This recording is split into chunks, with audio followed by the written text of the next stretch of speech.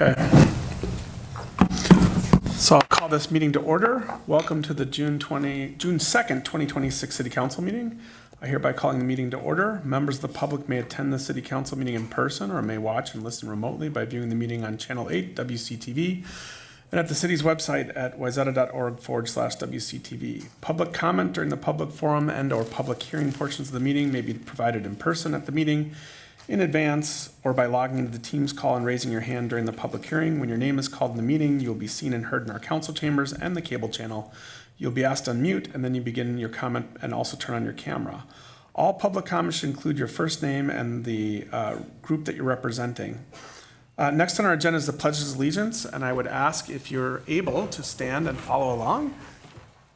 Pledge allegiance to the flag of the United States of America and to the republic for which it stands, one nation, under God, indivisible, with liberty and justice for all.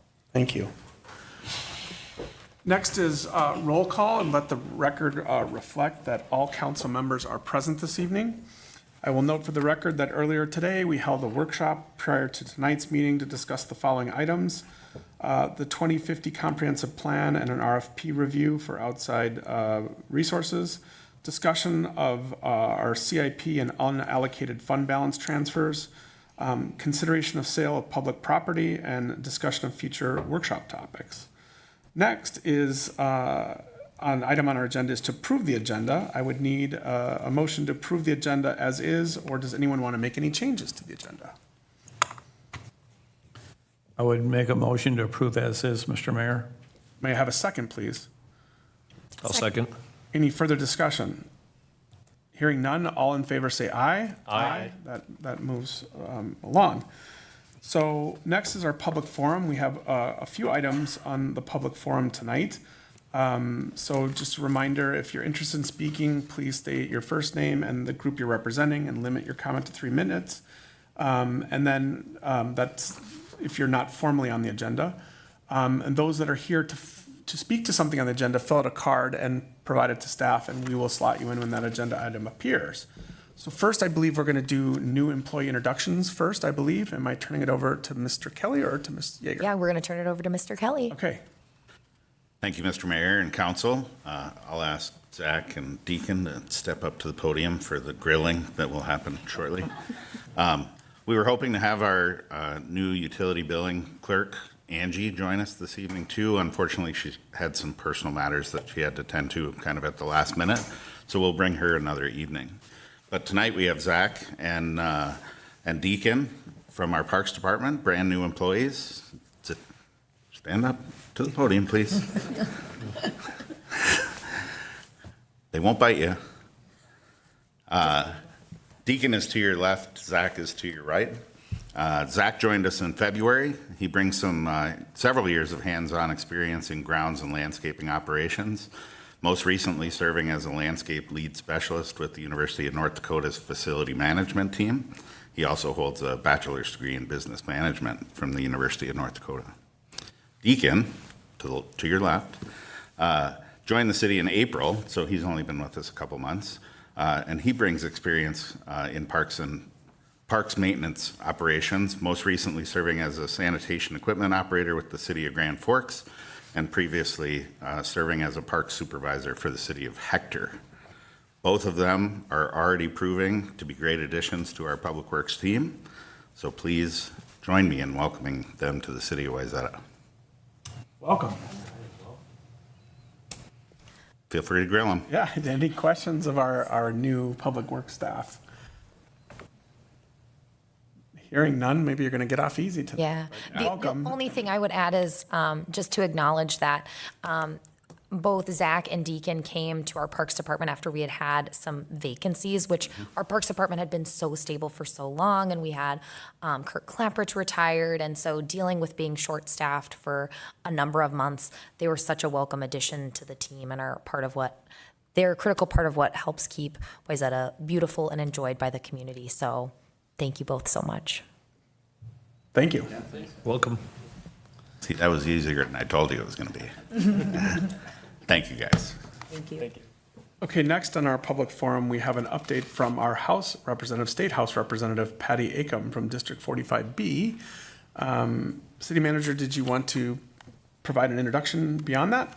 I don't know how I could do a better introduction other than just to also acknowledge and thank Representative Acomb for her representation of Wayzata. She supported a number of bills for us this year. She was a key part in helping us get the special legislation for TIF for Panaway because she fought so hard for us. So just want to acknowledge the work she did for Wayzata and thank her for that. Thank you, and I guess for the record, my name is Patty Acomb, State Representative for House District 45B, of which Wayzata is part of. And since I've been here last, couple new faces on the council, so nice to see you, though I think I've met some of you. Appreciate your partnership and your presence coming down to the Capitol to help move some of the initiatives through the committee process, so appreciated your help with that. And I wanted to just take a minute and maybe talk a little bit about some of the highlights that came out of the legislative session this year. And as you know, in our very closely divided legislature, things that progressed and ultimately passed really needed to have bipartisan support, both last year and this year, and I'm proud of the work that we did accomplish. I will just, going back to last year, passed a budget on time to keep government going, which was great, and accomplished a lot of really good things. And so this year, one of our top priorities was to stabilize HCMC. As you know, our safety net hospital is crucial to providing healthcare to so many, and really was on the cusp of closing. And so the state coming in to help partner with the county to ensure that it remains a wonderful resource that our community needs and can continue to have going forward. And closing of the hospital would have put just terrible strain on all of our hospitals throughout the metro and even in greater Minnesota. And so getting that passed, or getting the funding to stabilize it, and along with some governance changes in how the hospital is overseen, were important things that I'm glad we were able to accomplish this session. And I will also say one of the things that has been really important to address many of the issues around fraud is passage of the Office of the Inspector General. And, when you pass something as large and as important as that, it never happens easily. And so working together in both across the aisle, as well as both the House and the Senate, it was good that we were able to get that passed to ensure we can be properly preventing fraud, and when it is, to be prosecuting to the fullest to ensure we can prevent any services that are so needed and important to so many people are not going undelivered. So that was another important thing that we passed this year. Another, oftentimes on the non-budget year, we pass a bonding bill, and this year was no different. As you may know, Wayzata did have a provision that was being requested in the bonding bill. Unfortunately, that one we didn't get across the aisle, or across the line, excuse me. But overall, we did pass a really robust bonding bill this year, including local projects. As you may recall, last year the state passed a bonding bill as well, but there were no local projects that are so important. There's so many cities like Wayzata that have big projects that are really unable to accomplish them without the help of some state partnership. And so I'm glad we were able to get a robust bill passed. Disappointed we didn't get the Wayzata provision, but that leads me to the next thing, and that is really the tax bill. And as the city manager pointed out, we were able to successfully get an exception into the tax increment financing bill that had been passed for Wayzata previously, to include several of the things in the Panaway project, including the Echo Park, the Foreman House, and the remodeling of the Depot Park. And so I'm really happy that we were able to do that, to be able to help and partner with Wayzata on that really important project. And so thankful for that.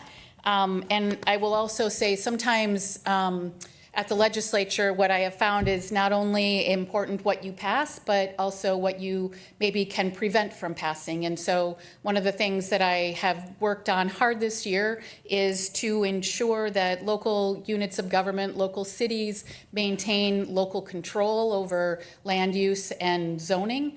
And it's my roots in city government as a former council member in the city of Minnetonka that it's people such as yourselves who are rooted in the community who really have the best perspective on how we should be doing land planning. And so I will continue to advocate for that and fight for that, but was able to prevent the zoning reform or the bill that they call the Starter Home Act that ensures really, I mean, I think the name of the bill I thought was a little ironic because it alludes to being a bill that provides affordable housing. And I think the real ironic part is that nothing in the bill ensured affordability.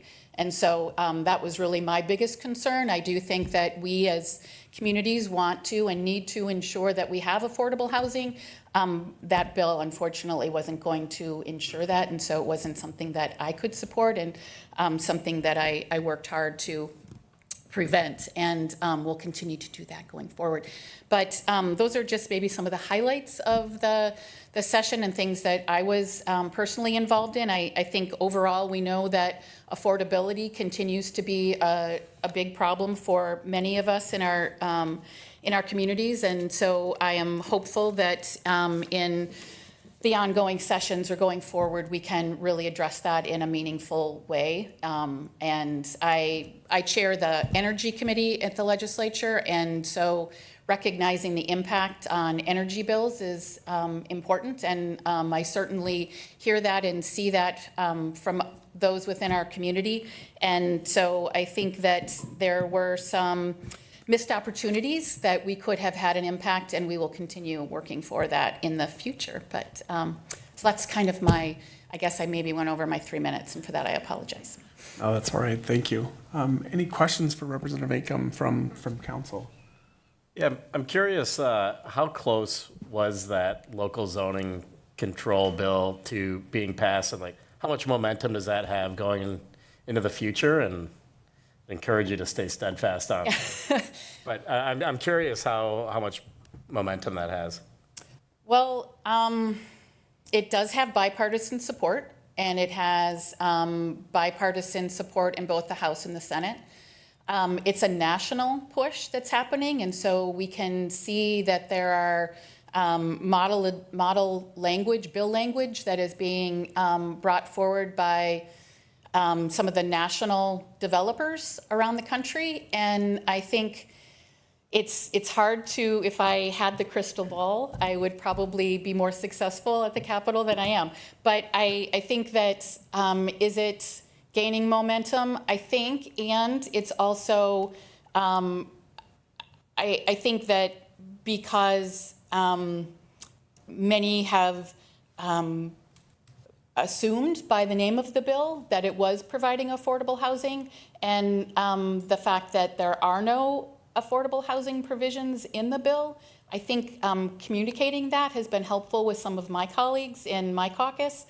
I will say that it was the local government committee, the elections committee, that the bill was heard in, and I sit on that committee. And I voted with all of the Republicans to not move the bill forward, and the rest of my Democrat colleagues all, I voted against it. I think maybe I misspoke, but no. I voted with the Republicans against it, and the rest of my Democrat colleagues voted in support of the bill. Ultimately, it did not pass, and there was some great resources that were brought forward through organizations like Metro Cities, the League of Minnesota Cities, to help with that. But I think it's going to be something, it's not going away. They're going to keep trying.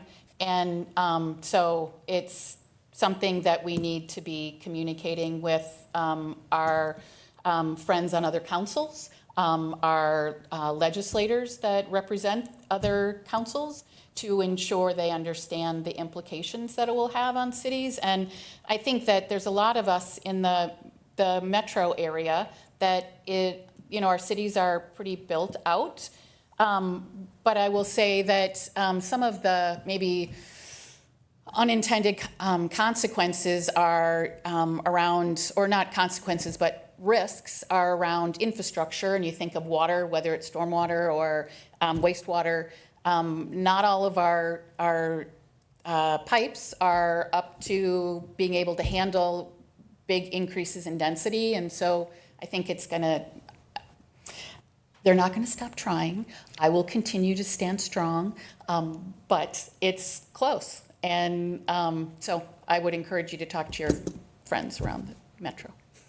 Thank you. Thank you. Any other questions or comments from?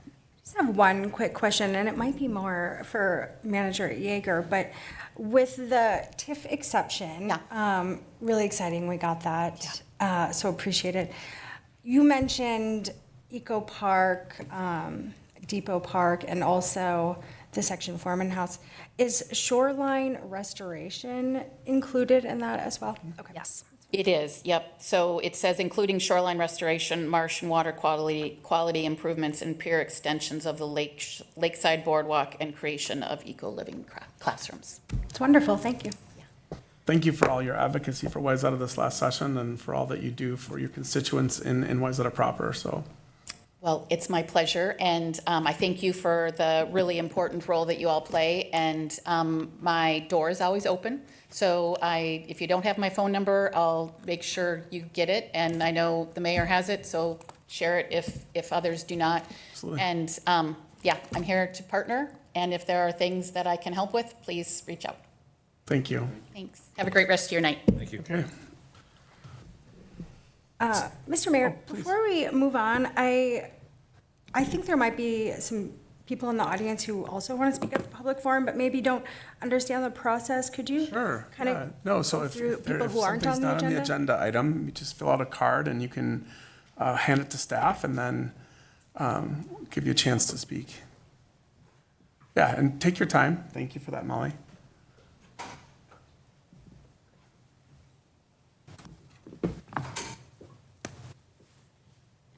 Miss McDonald, sorry.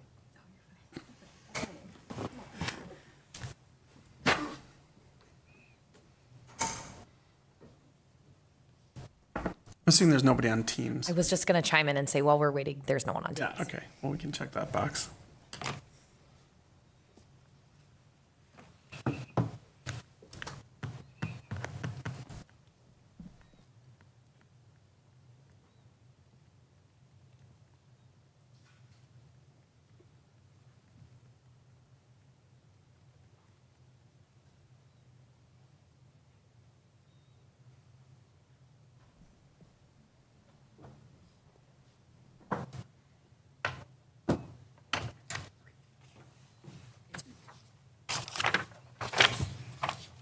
Okay, thank you. So this is Ka and Pham and Sam Pha.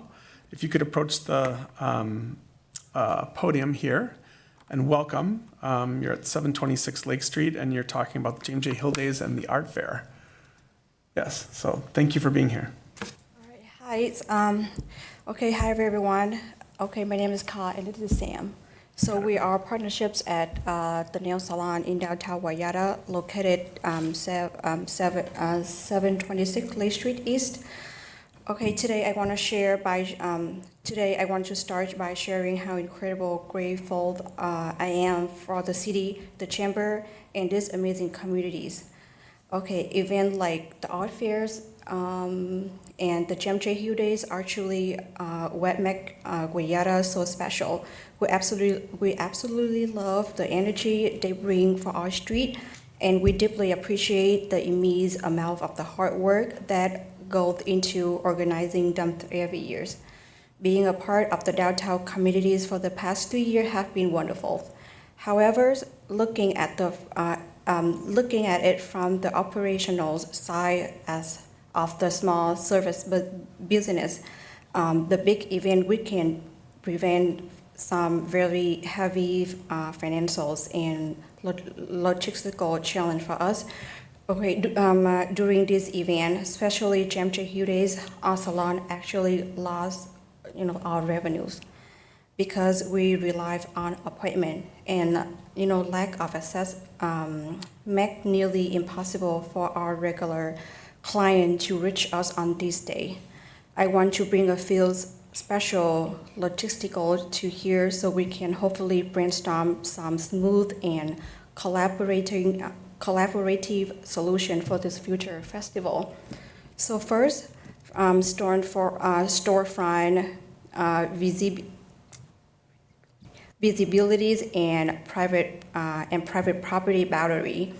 Promotion 10 are sometimes placed direct in front of our storefront, completely block our business sign. So additionally, many might not realize that half of the road in front of our salon and the neighbor business are actually our private properties. We would love to work with the city to plan to keep everything special at the front zone clear of the 10 entirely, respecting our private properties boundary while keeping permanent shop visible. And second, post-event clearing and parking block. While the cleaning up team worked hard, last year's several vendors left the large trailer behind, and the event structure occupied 2 of our, dedicated customer parking spot, 4 days after the event. Wrap up. On top of that, the public trash can were rearranged and left directly in front of our parking space. For the several business, losing client parking for the long times have a major impact on daily flow.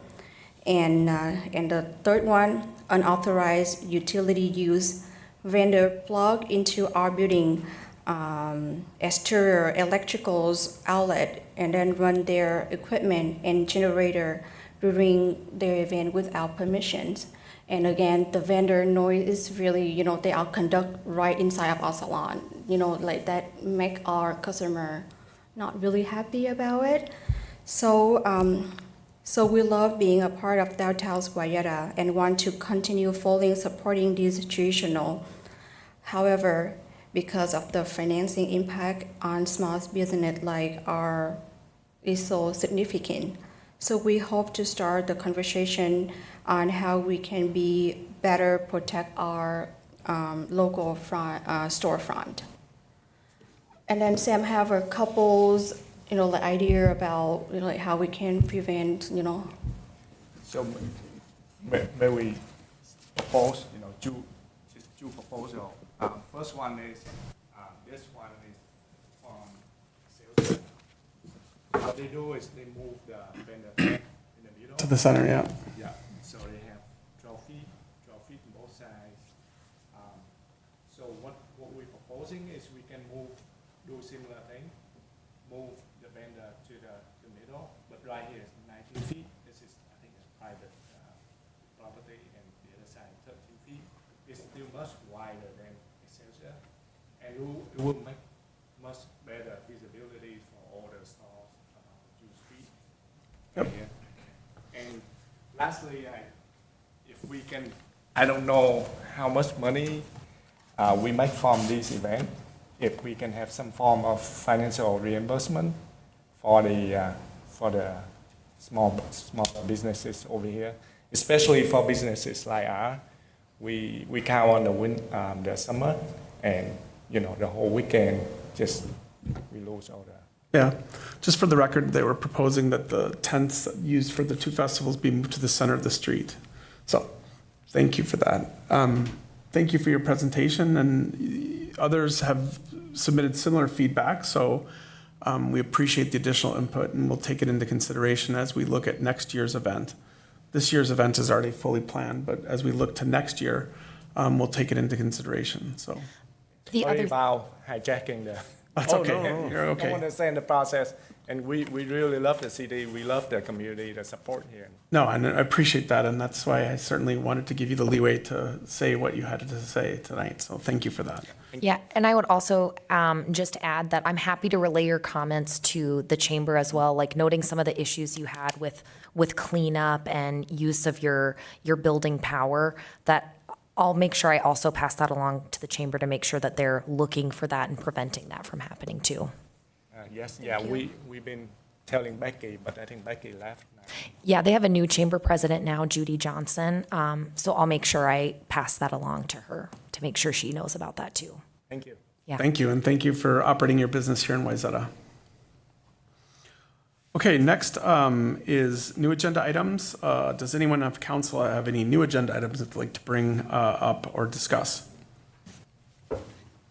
Hearing none, we'll move on to the consent agenda. The next item is the approval of the consent agenda. On our consent agenda this evening is approval of city council workshop and regular meeting minutes of May 19th, 2026, approval of the check register, approval of municipal licenses, award of a contract to Quality Flow Systems for Lift Station 2 Rehabilitation Project, approval of the sale of the floating docks to Marine Dock and Lift, approval of the temporary lease agreement with Shafer Contracting, Inc., adoption of Resolution 29, 2026, accepting a donation from Jeffrey Von Gillern, and that is comprised the consent agenda. Is there a motion to approve the consent agenda as presented, or do we need items removed or amended? I'll move to approve the consent agenda as outlined. Great. May I have a second, please? Second that. Any further discussion? Hearing none, all in favor say aye. Aye. Those opposed, no, so that it passes 5-0. Next is our public hearing, and I don't believe we have any items on our public hearing this evening. We do have one item of old business that was tabled from our last event, and that is consider the denial of the special event permit for the HIFI and the Lake Concerts at Macanda Restaurant, 294 Grove Lane East. And so this will be the city manager, I believe, or will it be Public Works? I'll turn it over to Public Works Director Mike Kelly. But like the mayor mentioned, I did just want to clarify that this did come before the council at the last meeting, but we only had 3 council members present. And per our charter, actions have to be agreed to by a majority of the full council. And there was split decisions. So we literally could not take action on this item at the last meeting. So that's why it's coming back before you tonight. And with that, I'll turn it over to Director Kelly. Thank you, City Manager. Good evening, Council and Mayor. As the Mayor mentioned, we brought this forward at our past meeting to talk about the special event permit called HIFI on the Lake, presented by the Macanda Restaurant. At our last meeting, we presented that the application was for July 17th and 18th, a 2-day event. The event was originally scheduled for 6 p.m. to 10:30 p.m., approximately 1,000 attendees each night, with electronic dance music as the primary form of music. As part of that discussion, there were several alternatives that were presented, not only for dates and times and maybe reconfiguration. What you see on the slide tonight in red is the applicant's suggestion for an alternative date, July 25th, and a suggested alternative time frame of 3 p.m. to 10 p.m. So it would be a single-day event rather than a 2-day event, as was mentioned at the previous council meeting. The event takes up the boat launch adjacent to the Macanda Restaurant as well as the depot parking lot. It would meet the same conditions that were placed on the event in 2025. In fact, the applicant has provided some additional information regarding subwoofer placement for the event that would help mitigate some of the lower bass impacts to the neighborhood, emergency plan, et cetera. And the traffic plan or the layout of the event has not changed since the presentation at our last council meeting. I will remind you that Our special event, the reason that we bring these forward to you is it's considered a level 3 event, more than 500 participants. This particular event being a concert where they're selling tickets is subject to our ticket fee section of our ordinance, as well as I wanted to mention that our special event matrix, which was approved by the council in 2024, limits the number of these larger events in July to 2. I asterisk that with the fact that special events may be considered by the council for approval, provided they meet the parameters of our ordinance. And I will say that past events have met those parameters by meeting safety, et cetera. So based on that, and based on code alone, like I mentioned at our last meeting, based on code alone, this would be a 3rd event when only 2 are permitted in July. It's staff's recommendation to deny the special event permit, but I would be open for any questions, and I know that our applicant is also here to answer any questions you might have. Any questions of staff at this time? Mr. Sorensen? Yeah, Mr. Kill, I think I asked this last meeting we had, but for the benefit of those who weren't here. So the recommendation is to deny this permit. And the reason for denial, as you stated, is, well, this is more of a question, is it because of the 3 events that we're going to have in 1 month, which is not in compliance with the ordinance? That's correct. It's strictly, our recommendation is strictly based on the recommendations and the requirements provided in our city code. If it weren't for that, the recommendation would be? Yeah, I think we would approve it. We've had it in the past. Yes. I think our applicant has worked hard last year and this year to make adjustments. I think he heard some of the things that he and I had spoken about over the phone prior to our last meeting, had suggested some at the last meeting about reducing the days of impact, trying to provide some mitigation. So he's been a good applicant to work with. I know that there have been concerns about the impact of noise to the adjoining residences, but to the applicant's point, and I'll let him speak to it, it's a one-day event as it's currently proposed. Yeah, just one follow-up, that's Go ahead. okay. So, based on that, what are we doing differently this year than last year based on the noise level and the issues we heard from the community? Well, I think the 10 o'clock is what he's asking for an ending time. Last year, I believe we ended at 10:30. The orientation has not been suggested to be changed, so I want to make sure that we're upfront about that. The stage is still located adjacent to the water, facing towards our downtown.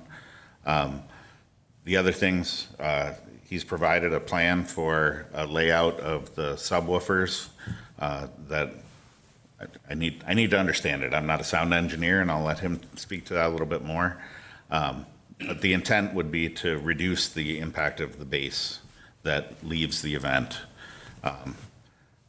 Those are really the mitigation things that we have. He's been good about providing an emergency plan. He's been good about connecting with our police department about security, not only from the private side, but from the public, our department for the event. So, Yeah. Okay, thank you. you're welcome. Other questions of staff at this time?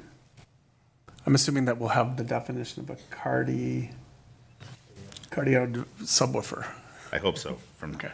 I have one more quick question. Go ahead, Ms. No, McClellan.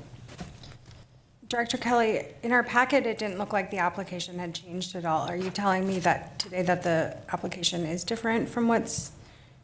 The application itself, no new application forms were submitted, no new layouts were submitted. The applicant supplied an email suggesting that they would like to rearrange the date to be July 25th instead of the July 17th and the 18th, with a longer time frame during that one-day period. That was the additional submittal. So 2 days to one, and then the duration of the event. It was done via email, not a formal application. Okay. And that doesn't, I think based on the time frame that we had from the last council meeting, it was really wanting to make sure that we had updated information from the applicant that we could give to you based on the conversations that we had, Okay. so that the full panel could understand that. Thank you. You're welcome. Other questions of staff? No, hearing none. So you wanted to invite the applicant up to clarify a few things, so Please. Mr. Switz. Good evening. The word you're using. So basically what it is a lot of bands use it where you put one bass this way and one this way. Okay, that's all. And it counter cancels the bass. Name and address. I've never seen it in principle, but a sound engineer is the one that came up with it. Name and address. too. Oh, sorry, Aaron Switz, 20,100 Lakeview Avenue in Deep Haven. Okay, thank you. And you're representing HIFI in the lake. Yes. And so that auto cancels out that. And then the other thing is they can put some bass in the back that shoots this way. So you're not firing all from this way. And then the bass waves, I guess, cancel each other out as they travel through. So those are the two things. Then I said a decibel counter more for, keeping it in the range that other festivals that we know around the country use. And to document, the pluses and minuses if this ends up happening. Okay. Mr. Clay, were there other things that you wanted clarified other than that? No, really what I wanted the applicant to explain was the subwoofer layout to help cancel out the bass impacts. And again, I'm not a sound engineer. I might look to maybe someone at the far left of your dais that might have some familiarity with how larger music events are handled, but I'll let you guys ask him any questions you might have. Fair enough. And one last thing too, I guess so I also threw in that August 1st was also, potentially. And my big thing too, tonight's tonight, but what is the process and how long in advance can you apply for these? Because obviously the timing on this is, I don't even know if it does happen because I have to obviously be pretty hard in the next 2 months in the summertime. So just throwing that out there is just for more kind of in the future. Yeah, our permit application process that we have gives a minimum requirement of 90 days prior to the event. It can happen anytime before that. So you can apply over a year. Yes. Thank you. Okay. A question for the Mr. applicant. Koo. Yeah. So the original application, it was over 2 days, and it said that the attendance was 1,000 people. Was that per day, or is that Yes. split? Okay, so you're That's per still day. having 1,000 people. Yes. How do you fit 1,000 people in We that? actually had 1,500 last year. Did you really? I did. And no. We did 1,000 on Friday night, and then we realized how much extra space we had. Yeah, Yeah, I know. that's remarkable. And no Yeah. crowding issues. No, I mean. No, it was obviously, actually you fit kind another of, 500. it probably could actually handle a little bit more, believe it or not, yeah. I think, because a lot of people were also up on the top layer, so it spread it out, so yeah, Okay. yep. Okay. And maybe, sorry, I realize this is maybe a question for staff, not the applicant, but so our limitations of 2 level 3 events per month, I mean, that's not necessarily a hard and fast limit, correct? Like we have the discretion as a council to approve more in a month. If we want, I think the intent there was, so you don't have, say, 3 events closing down Lake Street in a month that has significant impact to businesses like the nail salon that we just heard from. Yeah, Mayor and Council, Councilmember Cook, to your question, correct. Our code does allow the council to approve more than that, so long as we find that the event would meet all the conditions in our code and does not impact negatively any of the other previously approved events. The other events that are approved for July already are the rummage sale and the flying pancake breakfast. So I think it's pretty safe to say that those events don't overlap or impact one another. And the pancake breakfast happens here at City Hall, is that correct? Or The is that- flying pancake breakfast happens at the depot. Oh, it's at the depot, okay, all right. Okay, got it. Thank you. Yep. Any other questions? Yeah, one. Mr. Sorensen? So 3 till 10 PM, is that one long concert, or is it 2 separate concerts, or what's the? No, the idea behind it was last year we actually, I think, started at 4 and then went to 10:30. When this got compressed in the one day, I'm hoping to get multiple people to come play because otherwise, I don't know, I think I'm going to call it a festival, probably like a block party, to be honest with you. It's it'll be like HIFI block party from a branding perspective because it's not really a festival if it's over one day. So the idea is to have 3 people, international, domestic, whatever it ends up being, come play with a couple local people. But they're just one ticket for the whole day? One ticket. I'm going to do 1 ticket. Yeah. All right, thanks. Yep. Okay, is that all the questions we have for the applicant? Okay, thank you. So I'll bring it back for discussion at the council level in terms of how we're feeling about these adjustments and if we were going to support the denial or if we're open to a different path. Go ahead, Mr. Plucker. I actually have a question or two for staff that I thought of. One is, how many level 3 events are scheduled for August? Do you know? Councilmember and Mayor, there are currently 0 larger events scheduled in August. Okay.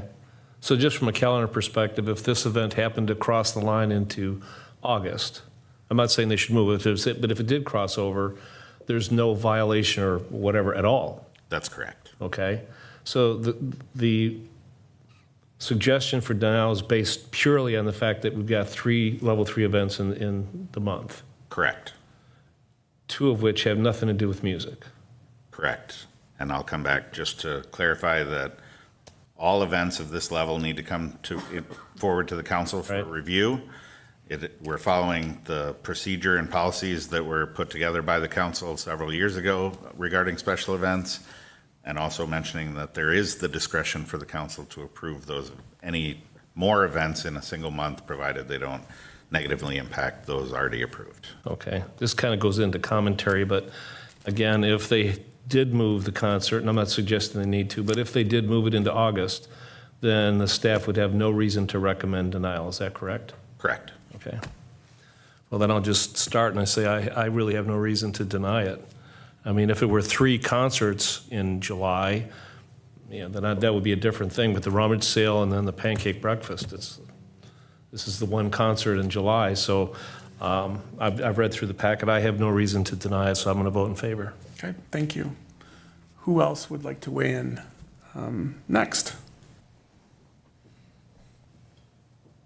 Sorry, I'll go. I wasn't here the last time, but I did watch it, and I was somewhat impressed by the demographic that you said that this attracts. This is serving actually not even the target clients of Macanda.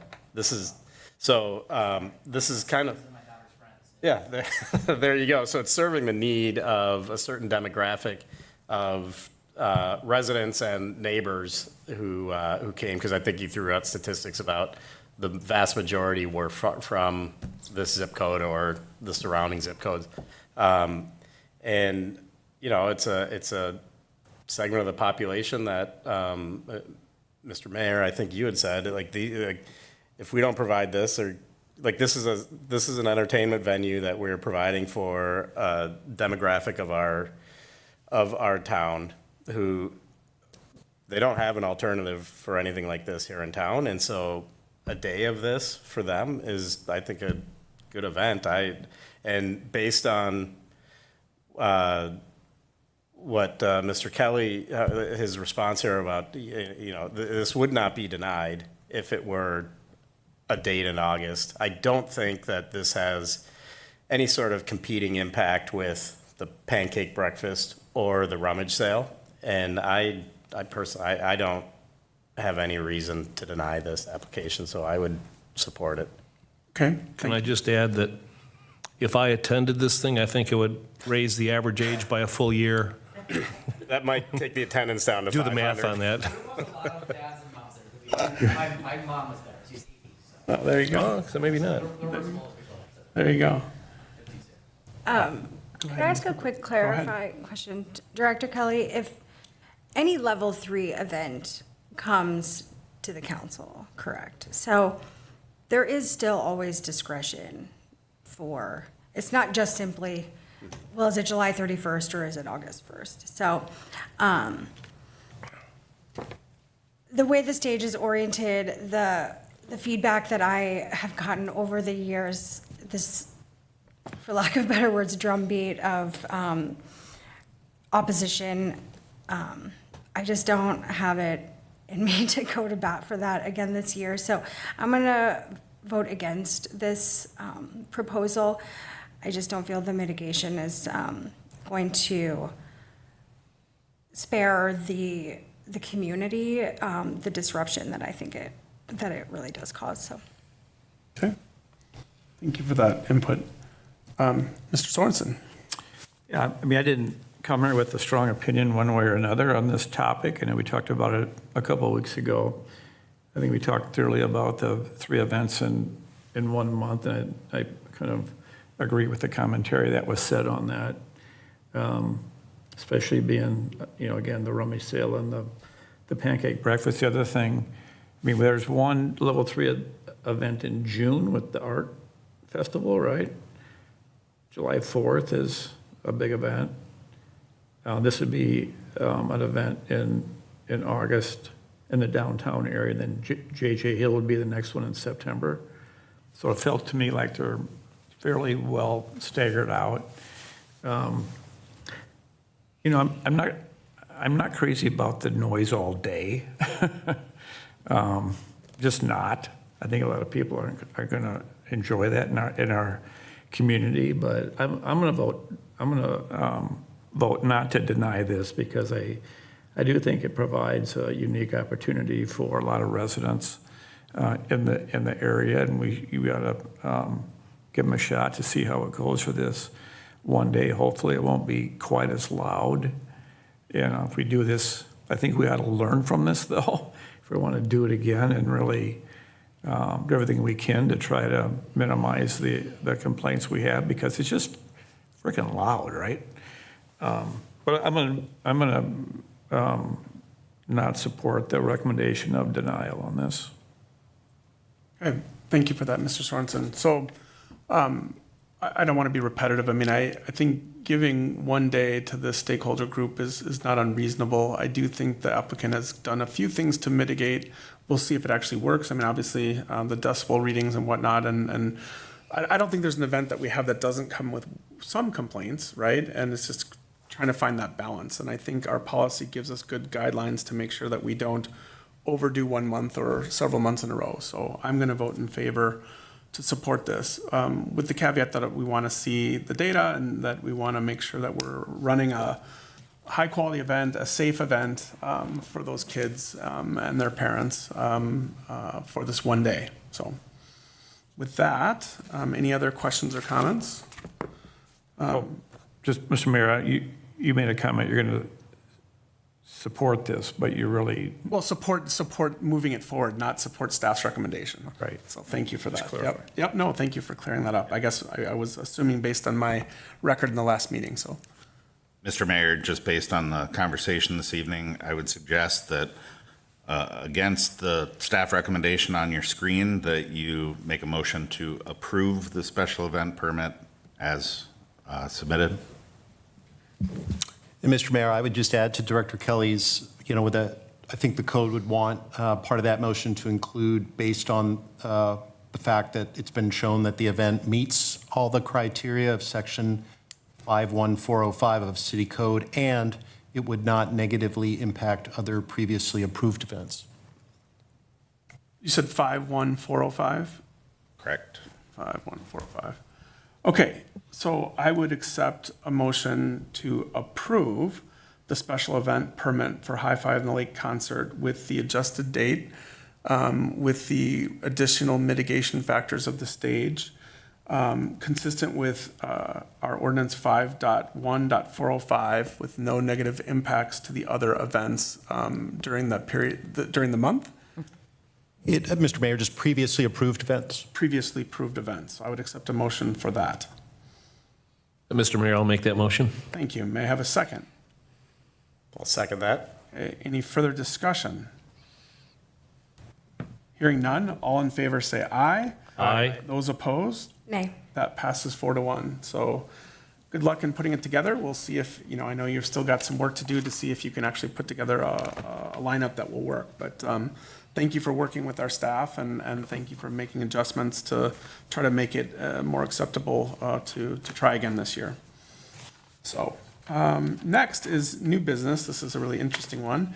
So we're considering a motion establishing an 18-day in-person absentee early voting period for future statewide primary and general elections pursuant to Minnesota statutes section 203B.081. Mr. Mayor and Council, this item comes before you after a recent change made at the legislature that's pretty timely for an election to decide what our early voting period is. So our city clerk, Kathy Learvig, is going to make this presentation for you tonight. Good evening, Mayor and Council. As City Manager Yeager mentioned, there was a recent law, May 18th, that was signed in by the governor, allowing the cities to administer in-person early voting and direct balloting. It's all the same term now.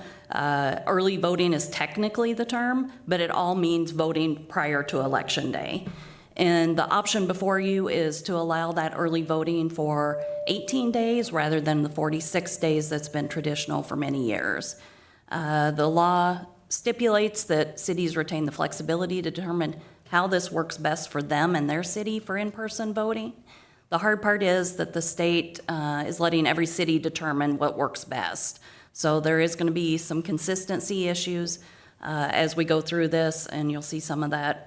Various cities that are voting for 18 and some are staying with 46, but I'll get into that a little bit later. So what's changed? Previously, you had 46 days prior to each election. You could cast your ballot in person here at City Hall. You could mail it in to Hennepin County. You had lots of options. That 46 days prior is still available for for mail-in ballot through Hennepin County. But the 18 days is shortening the time frame and the window for people to come in and vote here in person at City Hall. The new option, a lot of cities are going with this. It just has taken a lot of staff time, the burden off of small staffs especially. It's taken that burden off of staff for the full 46 days.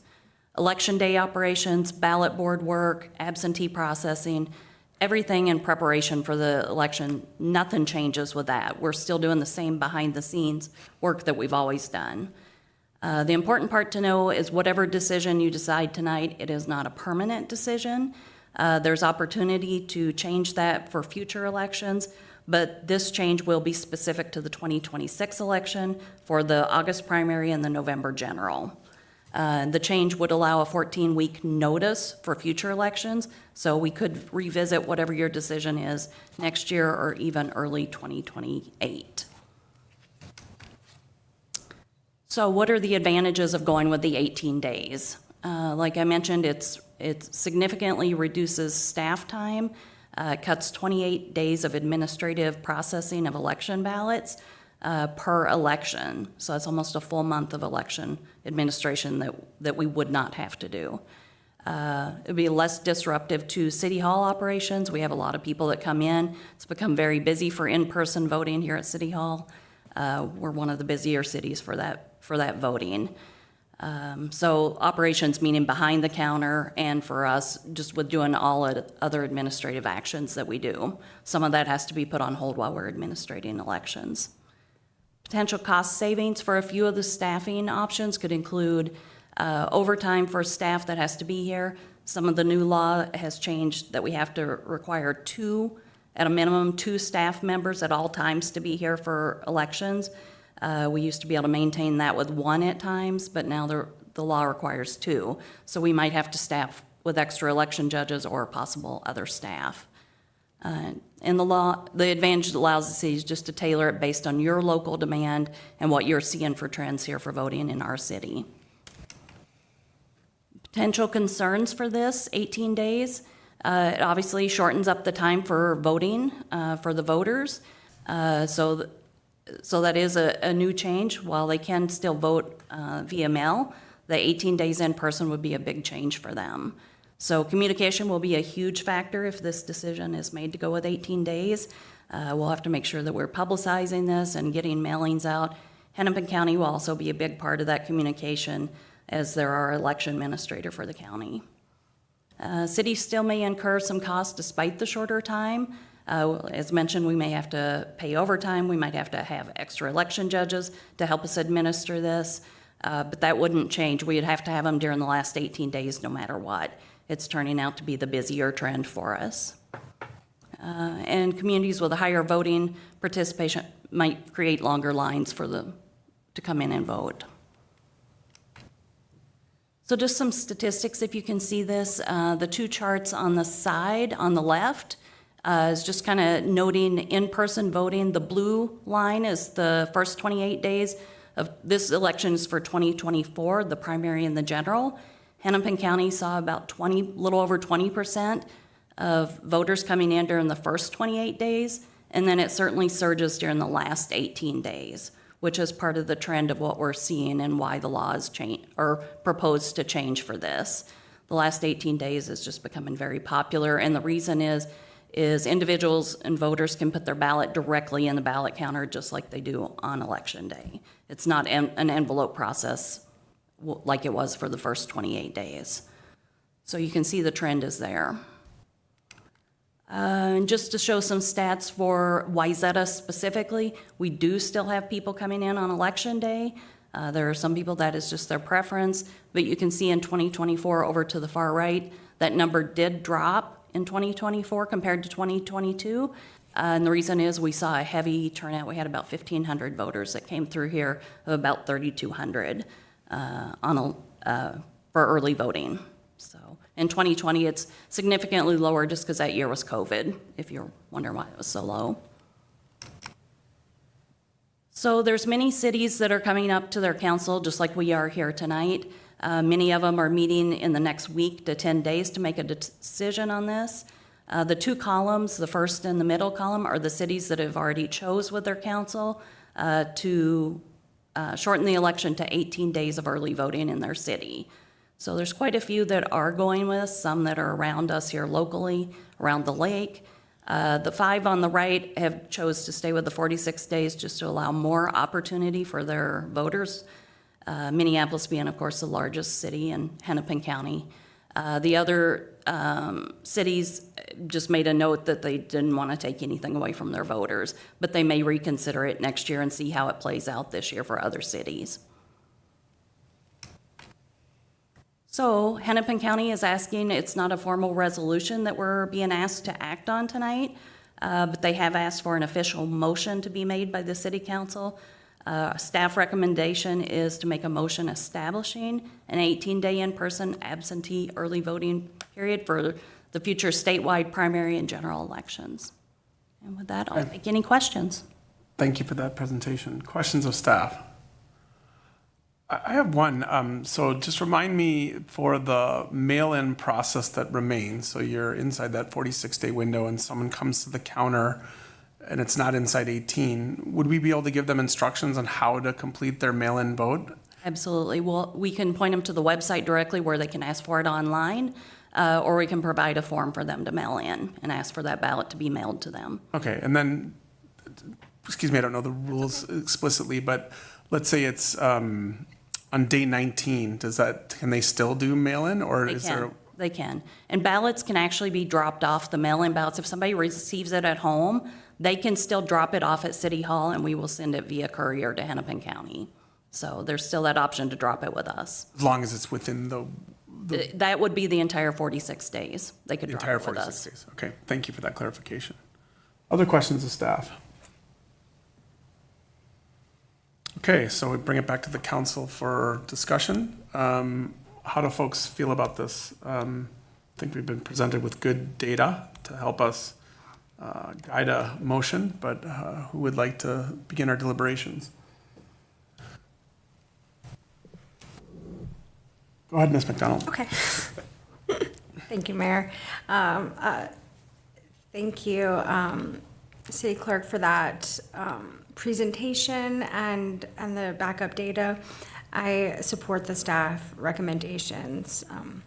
I think looking at our data, looking at our engaged community, I think they'll understand, they'll get it, and staff time is so valuable. So, and I have no doubt if someone comes in 20 days ahead, they will be treated kindly and told of the new policy or whatever.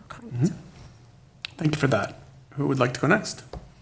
Mr. Blackish? I'll go. I support this as well. I think 46 days was inordinately too long in the first place, and everything can get accomplished well within 18 days. There was a time when you could only vote on Election Day, so this is dramatically better than that, so I support this. Okay, thank you for that. Mr. Sorensen? Yeah, I'm going to support this also, especially looking at some information of the last primary, 80% of our, more than 80% voted within 18 days. I think it makes a lot of sense, and I'll be supporting it. Okay. Mr. Cook? Fully support it. I think the voters have plenty of opportunities to vote within a reasonable time frame, and to reduce the burden on our staff will be very helpful. And yeah, I'm full support of this. Yeah, I too support it. I mean, they can still vote in the 46-day window. It's just not in person. So if that is their desire, and the absentee ballot doesn't change either, I don't believe. So there's still very good options in a 46-day window, including in-person 18 in if this is fully supported, which I think it will be tonight. So I would also support it. So I guess we just need a motion, and I'd look for Mr. Schulzel, like how specific do we need to be on this in terms of? Mr. Mayor, I think the clerk has teed it up perfectly. It's right there on the screen if you want to ask for that It's motion. a simple motion. Yeah, a motion establishing an 18-day in-person absentee early voting period for the city of Wayzata for future statewide primary and general elections. Okay, I would accept a motion to that effect, please. Mr. Mayor, I would like to make that motion, but before I do, I'd like to point out a little lighthearted observation about bureaucratic language. This is described as in-person absentee balloting. To me, that's a bit of an oxymoron. You can't be absentee and in-person at the same time. But given that, I would like to make this motion. Fair enough. I'm trying not to laugh. May I have a second, please? I'll second. Any further discussion? Okay, all in favor say aye. Aye. Aye. Those opposed? Hearing none, that passes 5-0.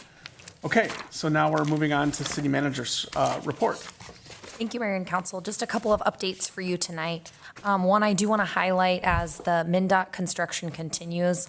Coming up on Thursday, June 4th, the entrance ramp eastbound to Highway 12 off of like Gleason Lake Road will close. So the detour will then send you from Wayzata Boulevard up on Central Avenue. So that's going to start on Thursday. So just heads up and plan for that. I also want to promote that our police department has some amazing community engagement events coming up. But one later this month is Sandcastles and Squads is on June 30th. You can come on Tuesday, June 30th, down to Wayzata Beach from 1 to 3 p.m. And build sandcastles with a couple of our police officers. So I think it's a really fun event for kids. So I want to make sure people know and show up for that. And the last thing I want to mention, we talked about this a little bit at a community meeting we had last night, but we've heard a lot this summer and in previous summers about noise and exhibition driving. And I just want to assure the community, as we know that this is an issue, that we are taking steps as a city to address it. So some of the things that we've been doing is we authorized additional overtime for our police department to do basically some special details to try and deter this activity from happening. So a couple of things I wanted to point out is that just in the month of May alone, between overtime from our own city officers and resources that we pulled in from the state, there was an additional 81 and a half hours of overtime detail for traffic enforcement that month. And there were 85 citations issued on Lake Street alone, and 31% of all of our citations were issued on Lake Street. So I just want to assure people through some of the data that we are taking this seriously. Our police department hears you. We're doing our best on enforcement to make sure that people get the message that exhibition driving and that kind of habit is not to be tolerated on Lake Street. So I just wanted to pass that along of like, we hear you, we are doing something about it. I know that that doesn't solve the problem entirely, but we hope that over time that continues to curb that behavior. That's all I have for you. Thank you for that update. Questions of our city manager? Any other updates from council that you wanted to offer? Okay, I'm hearing none, so I would accept a motion for adjournment, please. So moved. May I have a second? Second. Any further discussion? Hearing none, all in favor say aye. Aye. We're adjourned.